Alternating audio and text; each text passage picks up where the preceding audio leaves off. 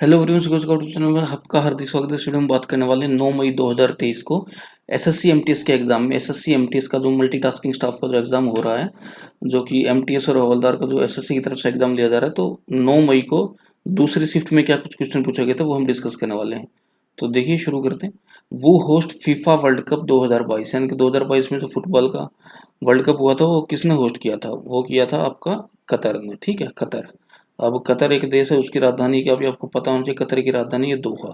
आ सकता है क्वेश्चन कुछ भी, तो आपको पता होना चाहिए, कुछ ना कुछ एक्स्ट्रा नॉलेज लेते चलना आपको। अब अगला क्वेश्चन था, minimum age to be vice president, यानी कि भारत का उपराष्ट्रपति बनने के लिए कम से कम आयु कितनी होनी चाहिए? वो होनी चाहिए 35 साल। ठीक है, 35 ईयर का किसी भी आदमी को होना अनिवार्य है, तो ही वो उपराष्ट्रपति बन सकता है। अब आपको एक बात बताइए, जो भारत का उपराष्ट्रपति होता है वो राज्यसभा का अध्यक्ष भी होता है। ठीक है, राज्यसभा का अध्यक्ष होता है। इस समय जो हमारे उपराष्ट्रपति है वो है जगदीप धनखड़, जो कि पहले बंगाल के गवर्नर थे। आगे चलते हैं। मुद्रा स्कीम में जो ये एम है, इस एम का मतलब क्या है? ये क्वेश्चन आया था। तो देखिए, एम का मतलब माइक्रो। तो इसके लिए मैं मुद्रा की पूरी आपको फुल फॉर्म बता रहा हूँ। पूर्ण रूप क्या है मुद्रा का? Micro units development and refinance agency. Micro unit development and refinance agency. तो एम का मतलब था माइक्रो।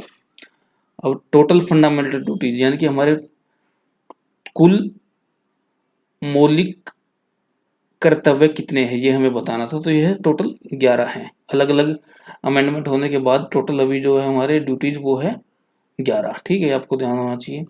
वो हेडिड आईएनसी, आईएनसी यानी कि इंडियन नेशनल कांग्रेस, भारतीय राष्ट्रीय कांग्रेस। वो हेडिड आईएनसी सेशन, भारतीय राष्ट्रीय कांग्रेस के सेशन की अध्यक्षता किसने की थी? जिस सेशन में पूर्ण स्वराज के बारे में डिमांड की गई थी, तो उसकी अध्यक्षता करी थी जेएल नेहरू ने। जेएल नेहरू मतलब जवाहरलाल नेहरू ने, जो कि हमारे देश के पहले प्रधानमंत्री भी थे। ठीक है, इन्होंने अध्यक्षता की थी उस सेशन की जिसमें पूर्ण स्वराज की मांग रखी गई थी। और ये सेशन कौन सा था? 1929 का लाहौर सेशन था। ठीक है, अब जवाहरलाल नेहरू के बारे में आपको बताऊं, जेएल नेहरू। ठीक है, जेएल नेहरू की जो बेटी थी उनका नाम है इंदिरा गांधी। इंदिरा गांधी भी हमारे देश की प्रधानमंत्री बनी। ठीक है, और 1984 में कुछ दंगों में भी इनकी वजह से, मतलब सिख दंगे भड़क गए थे। तो ये इंदिरा गांधी हमारे देश की प्रधानमंत्री बनी थी और तीसरे नंबर की प्रधानमंत्री थी। जवाहरलाल नेहरू के बाद बने थे लाल बहादुर शास्त्री। लाल बहादुर शास्त्री की डेथ के बाद ये इंदिरा गांधी बनी थी। ठीक है, तो अब जवाहरलाल नेहरू का जो जन्म होता है वो मैं आपको बता देता हूँ। 14 नवंबर 14 नवंबर को जन्म होता है इनका। ठीक है, वैसे इनका पूरा एक्चुअली अगर डेट ऑफ बर्थ देखा जाए तो 14 नवंबर 1889 है। और इनके जन्म दिवस को बाल दिवस के तौर पे मनाया जाता है। और जवाहरलाल नेहरू के पिताजी का नाम था मोतीलाल नेहरू। आगे देखते हैं। वो ऑर्डर्ड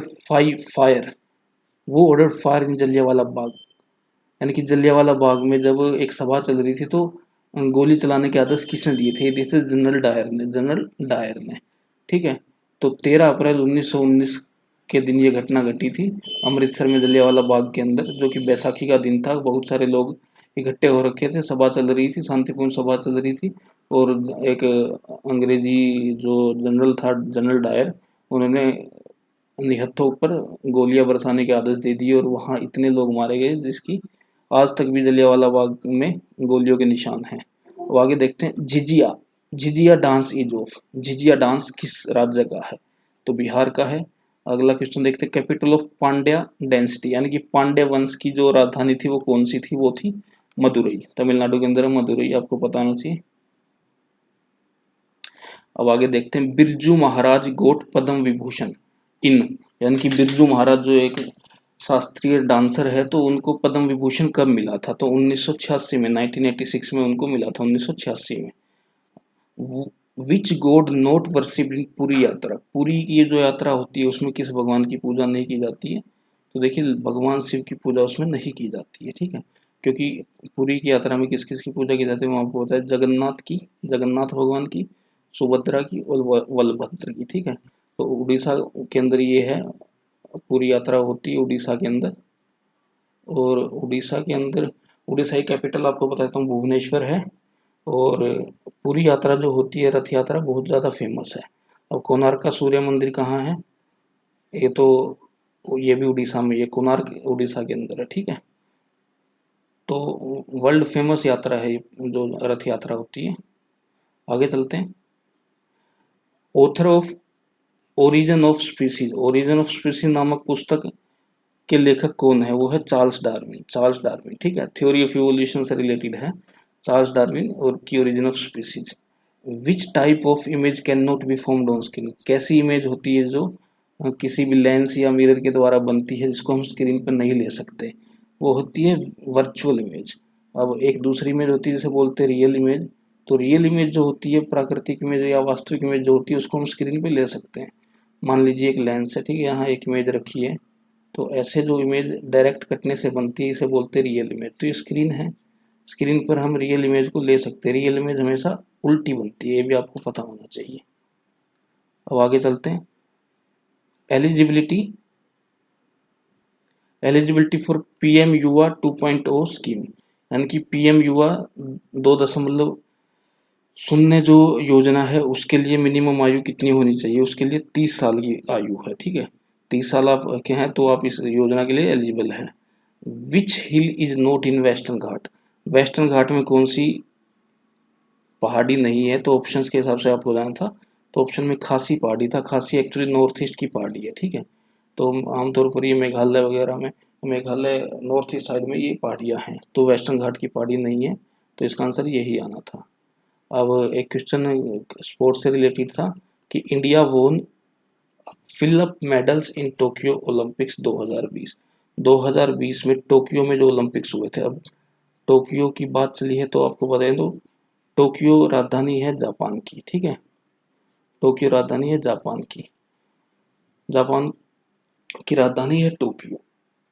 और टोक्यो ओलंपिक 2020 में हुए थे, भारत ने कितने मेडल जीते? टोटल 7 मेडल जीते थे, जिसमें से 1 स्वर्ण पदक था, 2 रजत पदक थे, 4 कांस्य पदक थे, और एक जो स्वर्ण पदक था वो जीता था नीरज चोपड़ा ने। नीरज चोपड़ा किस खेल से संबंधित है? नीरज चोपड़ा संबंधित है जेवलिन थ्रो से, ठीक है, भाला फेंकने से रिलेटेड है, जेवलिन थ्रो से संबंधित है ये। और अभिनव बिंद्रा के बाद दूसरे ऐसे खिलाड़ी बने थे जिन्होंने एकल प्रतियोगिता में, यानी कि इंडिविजुअल प्रतियोगिता में स्वर्ण पदक जीता किसी ओलंपिक में। अभिनव बिंद्रा ने भी जीता था गोल्ड मेडल, उसके बाद नीरज चोपड़ा ने जीता गोल्ड मेडल एकल प्रतियोगिता में।